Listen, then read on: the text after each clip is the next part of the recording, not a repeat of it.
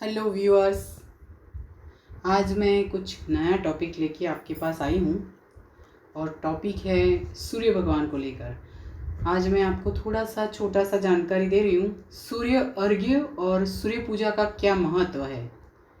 तो उसको लेकर मैं आपको थोड़ा सा डिटेल्स दे रही हूँ। आप चाहें तो अपने डायरीज़ में नोट कर सकते हैं, आप समझ सकते हैं। और आपको कुछ समझ में नहीं आता है तो कमेंट बॉक्स में मुझे पूछ भी सकते हैं। मैं बता रही हूँ कि सूर्य अर्घ्य कैसे करते हैं। सूर्य अर्घ्य का क्या मतलब हुआ?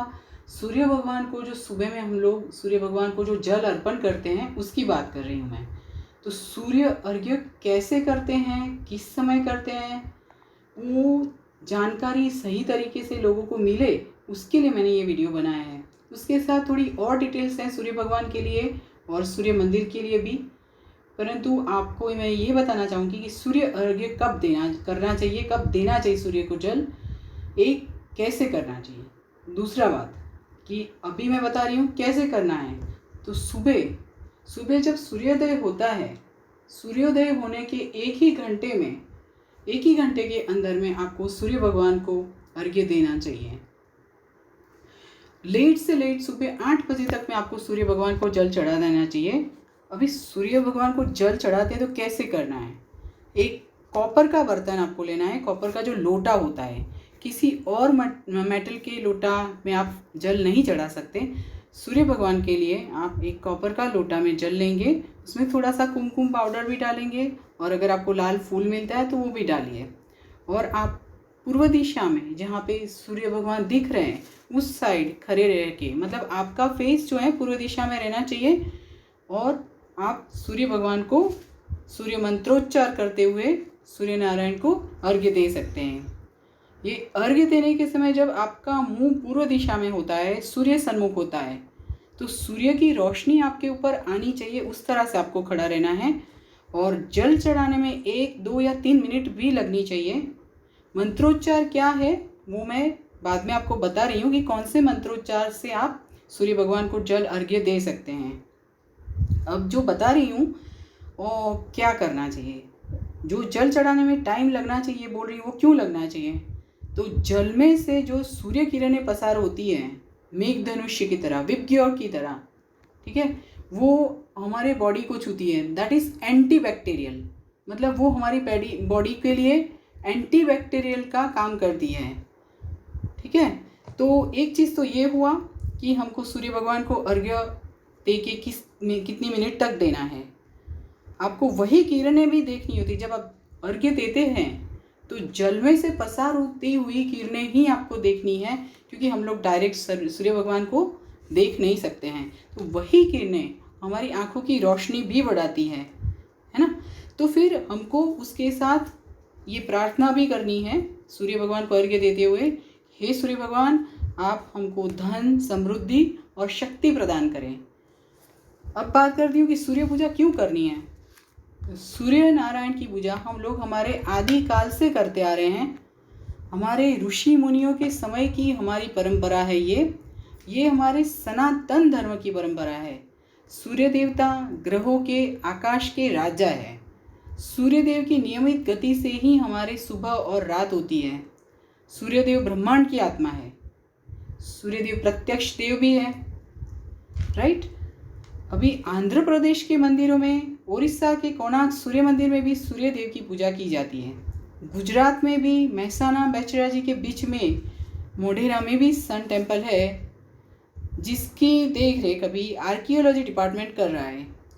हम लोग सूर्य पूजा के लिए ही मकर संक्रांति जैसे त्यौहार मनाते हैं और सूर्य देवता की पूजा के लिए भारत के बिहार एकमात्र राज्य में सूर्य षष्ठी मनाई जाती है।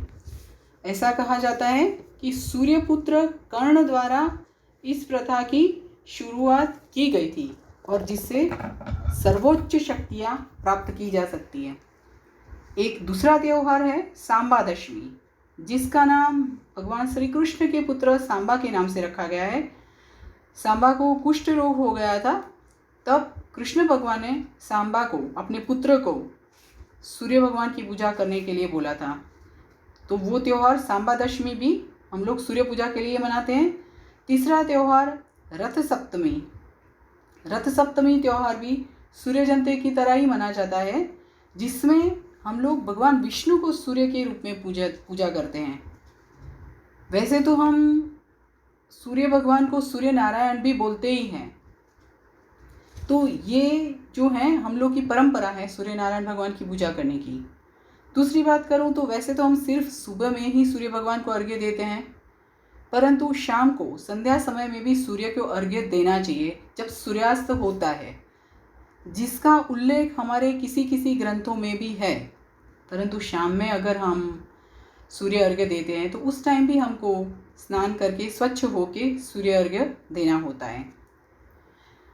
थोड़े समय पहले ही तमिलनाडु में पलानी मंदिर के पिलर को रिनोवेट किया है। उसमें से एक शिलालेख मतलब कि इंस्क्रिप्शन मिला है जिसमें 9 स्क्वायर्स है और हर स्क्वायर के नंबर से जो टोटल हो रहा है वो 15 होता है, चाहे वो टोटल वर्टिकली हो रहा हो, हॉरिजॉन्टली हो रहा हो या डायगोनली हो रहा है।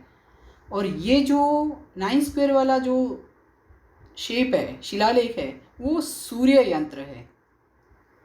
आर्कियोलॉजिस्ट ने मंडपम के नज़दीक, तमिलनाडु के पलानी मंदिर के मंडपम के नज़दीक में लगा हुआ स्टोन पिलर में ये स्क्वायर पाया गया है, उन्होंने ढूंढा है। ये मंडपम जो है 17वीं सेंचुरी का है। पलानी टेम्पल पिलर में ये सूर्य मंत्र जो है, परंतु वो 90 डिग्री राइट डायरेक्शन में थोड़ा सा रोटेटेड पाया गया है। तो मैंने एक छोटी सी जानकारी आपको सूर्य भगवान के अर्घ्य को लेकर दी है और सूर्य पूजा की भी दी है।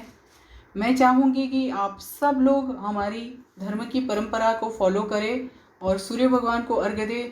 कल रविवार है तो सुबह में जो सूर्य भगवान का ही वार है, तो कल से ही आप सूर्य अर्घ्य देना शुरू करें। जो लोग देते हैं उनके लिए भी सही है और जो लोग स्टार्ट करना चाहते हैं उनके लिए भी ज़रूरी है। तो मैंने ये जानकारी आपको अपलोड कर रही हूँ मैं। हाँ, उसके लिए मंत्रोच्चार बता देती हूँ, 2-3 मंत्रोच्चार। बाकी बहुत सारे मंत्रोच्चार, बहुत सारे स्तोत्र हैं सूर्य भगवान को लेकर, परंतु अभी सूर्य भगवान को जल देते हुए, अर्घ्य देते हुए छोटे से जो मंत्रोच्चार है उसकी बात करूँगी। ओम सूर्याय नमः, एक मंत्र ये हुआ। दूसरा गायत्री मंत्र जो है वो आप बोल सकते हैं, ओम भूर्भुवः स्वः ओम तत्सवितुर्वरेण्यं भर्गो देवस्य धीमहि धियो यो नः प्रचोदयात्। ओम। दूसरा मंत्र ये हुआ। तीसरा मंत्र, ओम आदित्याय विद्महे भास्करायै धीमहि तन्नो भानु प्रचोदयात्। अब चौथा मंत्र बता रही हूँ, ओम धृणी सूर्याय नमः, ओम घृणी सूर्याय नमः। आप जिस तरह से भी ये मंत्र बोलते हैं, परंतु सूर्य अर्घ्य देते हुए मिनिमम 11 से 21 बार जरूर बोलें। अगर आपसे बोलने में कोई गलती भी होती है तो भगवान से क्षमा मांग लें और बोले कि मुझे जैसे आता है वैसे मैंने आपको मंत्रोच्चार से जल अर्पण किया है, आप मेरा जल स्वीकार करें, मुझे आशीर्वाद दें, मुझे शक्ति प्रदान करें और मुझे जीवन में आगे बढ़ने के लिए कुछ अच्छा सा रास्ता दिखाएं। उसके बाद आप सूर्य नमस्कार भी कर सकते हैं, जो कि सूर्य नमस्कार है वो हम लोग की योगा का एक पार्ट है। उसमें भी सूर्य भगवान के 12 नाम दिए जाते हैं।